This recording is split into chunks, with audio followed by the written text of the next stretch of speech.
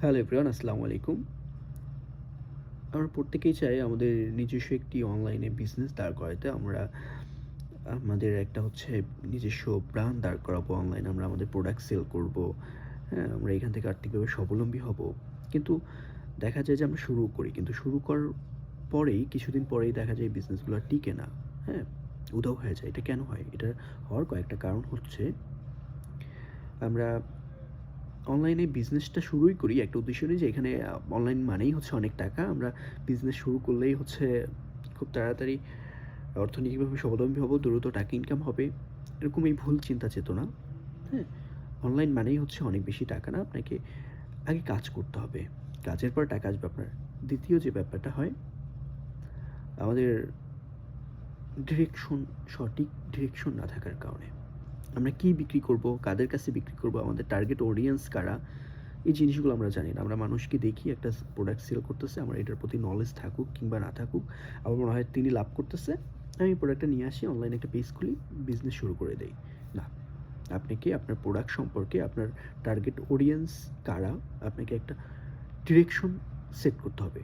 হ্যাঁ? যে এটা আমার প্রোডাক্ট, এটা আমার টার্গেট অডিয়েন্স, আমি এদের কাছে সেল করব বা আমি এই প্রবলেমটার সলভ করব, একটা। দ্বিতীয় আপনার নলেজ, প্রোডাক্ট সম্পর্কে সঠিক নলেজ না থাকা। না, এটা আপনার প্রোডাক্ট সম্পর্কে সঠিক নলেজ থাকতে হবে, একদম প্রপার। আপনি যদি কোথা থেকে এই প্রোডাক্টগুলো সোর্স করবেন, এই প্রোডাক্টগুলো আপনি যদি যে প্রোডাক্টগুলো কিনবেন, এই প্রোডাক্টগুলো যদি আপনি কিনা লাভ না করতে পারেন, তাহলে আপনি সেল করে লাভ করতে পারবেন না। হ্যাঁ? এরপরের ব্যাপারটা, আমাদের কনসিস্টেন্সি না থাকা। আমরা একদিন আমাদের অনলাইনে বিজনেস মানেই আপনাকে কন্টিনিউয়াসলি আপনাকে প্রোডাক্টের ব্যাপারে আপনার প্রচার চালাতে হবে। আপনার প্রোডাক্টের ব্যাপারে আপনার যে ক্লায়েন্ট, আপনার যে কাস্টমার, হ্যাঁ? আপনার যে টার্গেট অডিয়েন্স, তাদের কাছে আপনার প্রোডাক্ট প্রতিদিন তুলে ধরতে হবে। এটা আপনি অর্গানিকভাবে করেন কিংবা পেইড অ্যাড রান করেন। কিন্তু আপনার প্রোডাক্টের ব্যাপারে আপনার কাস্টমারকে জানাইতে হবে। প্রতিদিন পোস্ট করতে হবে, আপনার প্রতিদিন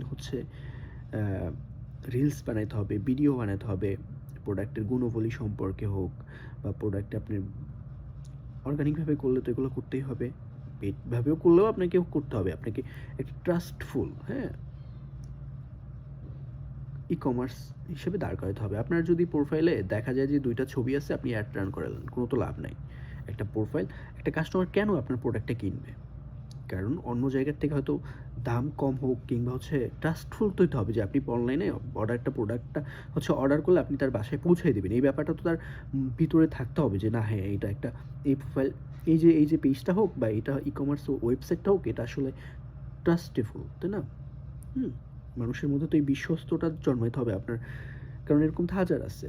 তো আপনার বেশি, বেশি পোস্ট করতে হবে, সুন্দরভাবে করতে হবে। শুধু ছবি একটা তুইলা পোস্ট করলে এরকম তো হবে না। এরপরে যে ব্যাপারটা হয়, আপনার নলেজ, প্রপার নলেজ থাকতে হবে। আপনার যে যদি আপনি নলেজ না থাকে, আপনার স্কিল না থাকে, আপনি কাস্টমারের সাথে কথাই বলতে না পারলেন, হ্যাঁ? কীভাবে কাস্টমার হ্যান্ডেল করবেন, কাস্টমারকে কীভাবে কনভিন্স করবেন। কাস্টমার কারা? ভাই, কাস্টমার তো কেউ থাকে না, মানুষ, তাই না? মানুষকে আপনি কাস্টমারে কনভিন্স করতে হবে। এটা কীভাবে করবেন? আপনি আপনার প্রোডাক্টের গুণগুলি এমনভাবে তুলে ধরতে হবে বা আপনাকে সে নক করলে আপনার ব্যবহারের মাধ্যমে তাকে কনভিন্স করতে হবে যে হ্যাঁ, ভাই, আমার এই প্রোডাক্টটা আপনার দরকার, কেন দরকার, এই গুণগুলি, আপনি আমার প্রোডাক্টটা বেস্ট, কেন বেস্ট, এই কারণে বেস্ট।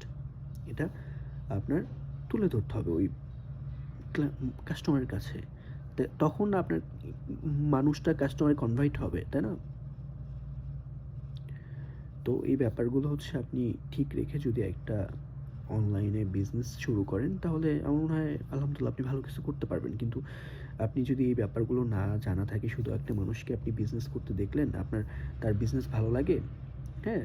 তিনি একটা ক্লোদিং বিজনেস করে, আপনি দেখলেন হাজার, হাজার তার লাইক, মানুষ এখান থেকে কিনতেছে, তিনি প্রতিদিন অনেক বেশি পোস্ট, এই কাস্টমারের রিভিউর ভিডিও আপলোড করতেছে, আপনি আপনিও করলে লাভ হবে।